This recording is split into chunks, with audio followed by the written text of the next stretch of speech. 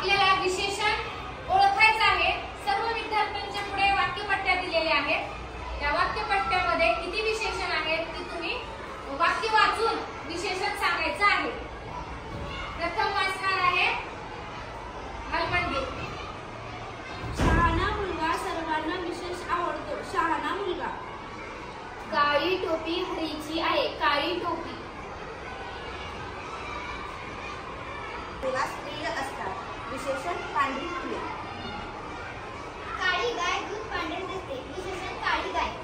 सोने पिवळे असते। विशेषण पिवळे। श्रीकृष्ण हा चांगला मुलगा आहे। विशेषण चांगला मुलगा।